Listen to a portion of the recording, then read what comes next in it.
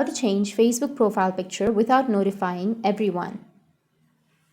So if you want to change your Facebook profile picture without notifying everyone, then first you need to open up your Facebook application. Make sure that you have a stable internet connection. After that, you need to go with the top right, which has that 3 horizontal lines. Tap on it and then go with your profile. From here, you need to tap on the camera, and after that, select a picture that you would like to add.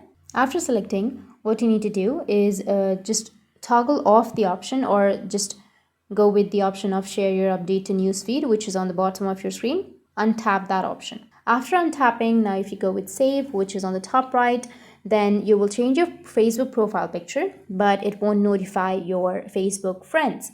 It won't share your update to newsfeed.